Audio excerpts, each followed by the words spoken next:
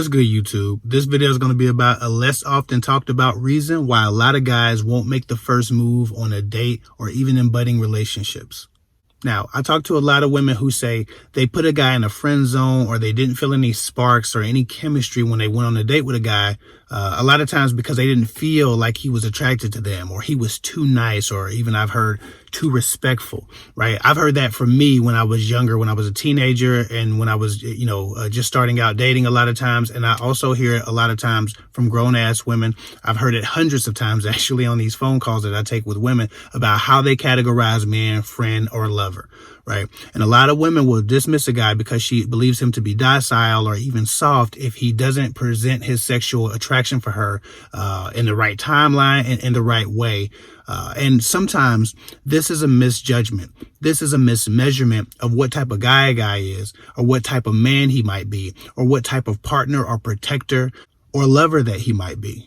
It's foolish to assume that because a man is not making the first move that he's incapable of protecting you, of providing good sexual chemistry, of performing or anything like that. But a lot of women are making decisions based on that first move, that first instance of attraction manifested physically. But again, in many cases, this is a very foolish mistake. Not because it stops you from dating nice guys or this or that. No, it's a mistake for this reason. From the perspective of men, and I don't want to mansplain this, so I'm not talking about from the perspective of women. I'm specifically speaking about from the perspective of men with a heightened awareness of a female's experience in this world or a woman's experience in this world. It can be very scary to make the first move or make the first sexually forward advancement on a woman because of what we know women go through. And also for this reason, from a man's perspective, women are often known for redefining what's sexual harassment, what's sexually inappropriate, what's disrespectful, what's creepy, or what's a Me Too moment based on how much they like the guy who's performing said action. The same woman can meet two different guys, hear the same words in the same tones, get sexually aggressed in the same way. One of those guys can creep her out and the other guy can be fulfilling her fantasy. One can be invited and the other one can be rejected. It's completely based on how the woman feels about that guy a lot of times. Men are aware of this and it terrifies us. And we know that fumbling this moment can destroy everything. So a lot of times men won't make a move when they should make a move or when you hope they would make a move. But if a guy's not making a move, you just need to make it more obvious that he's welcome to, if you want him to make a move. Oftentimes the difference between a man's actions being exciting or creepy has more to do with how a woman might feel about the guy who's performing what can be seen as a sexually aggressive behavior, and not about the behavior itself. With one man, the same woman can feel in danger, feel off-put, have a cringy moment, and with another man doing and saying the exact same thing that she actually likes or that she's thought or fantasized about before, she can be aroused. Again, as men understand it, the line between creepy and sexy and Me Too is completely dependent on how a woman feels about the guy that's doing it, not the actions at all. The action, the tone, and the method of seducing a woman has to be wanted before it's performed most of the time to avoid any confusion or any creepy vibes or any unwanted sexual advances. Now, I'm not putting this on women. I'm not trying to blame women for any of man's trauma. I'm not victimizing men here. What I'm saying is that men who have a heightened awareness of a woman's sexual experience in this earth, of the statistics about date rape and sexual assault on women, 1 in 5 women will be sexually assaulted in life, and all of these different statistics that we hear and all of these different stories that I hear as a dating coach, and that I've also experienced the fallout for the traumas, right? All of the things that I know happen to women, all of the things that women have to watch out for, be on guard for, protect themselves from. Men who have a heightened awareness of a woman's experience and empathy in understanding that experience happens to them exclusively, for the most part, oftentimes have trouble making the first move because they don't want to make a woman feel threatened in that way. A man with a real protective instinct never actually wants a woman to feel like she needs protection from him. I remember being younger and feeling like, man, that's a terrifying thought that a woman would come away from a date with me and think I was too forward, too aggressive, creepy, or pushy, or dangerous. I didn't want to contribute to any woman feeling unsafe. And I'm tall, so it's easy enough to do because I'm so much larger than any woman I'm going to be talking to for the most part, or at least at the time.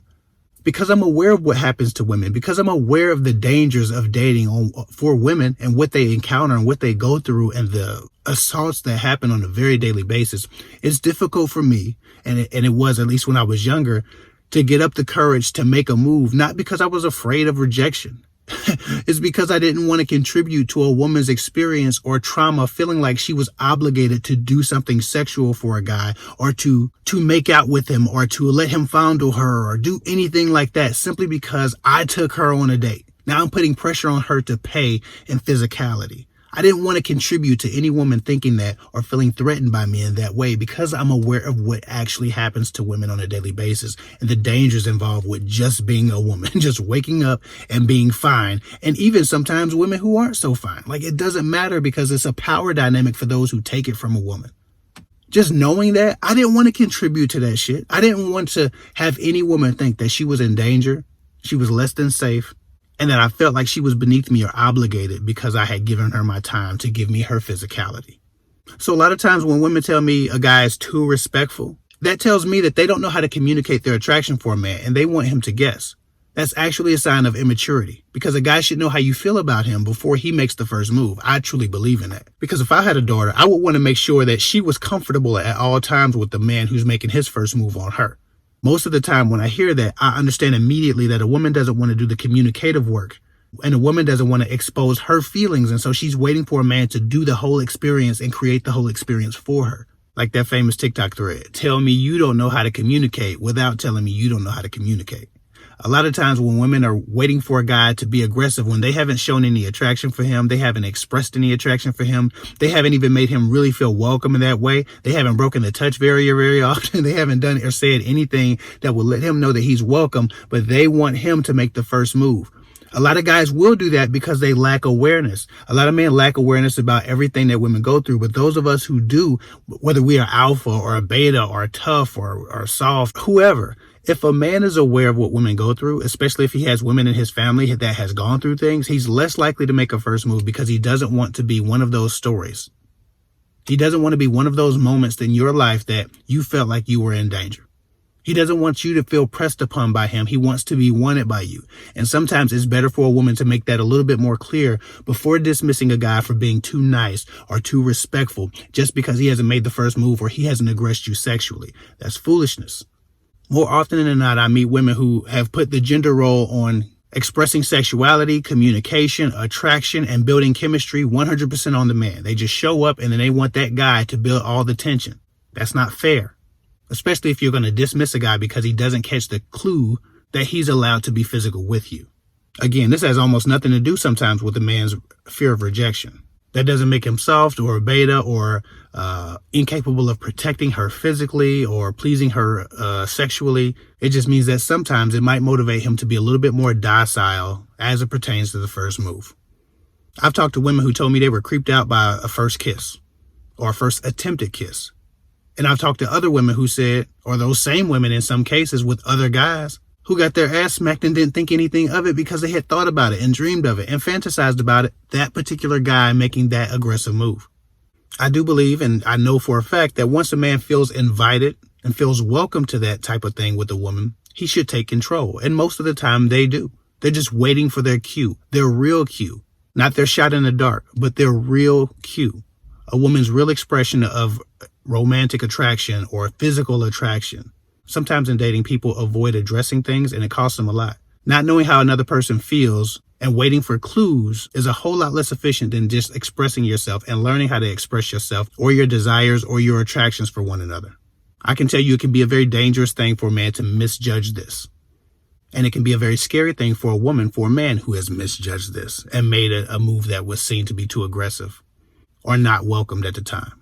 It creates a lot of awkward energy for a woman to have to reject a man sexually. And a lot of women are intimidated by doing that. So sometimes they go along with it out of intimidation. A man who is aware of this shit because he either has women in his family who has experienced it, or he's seen it enough, or he's just educated himself on a woman's experience, or he just knows, he's just aware he might be slower to make the first move.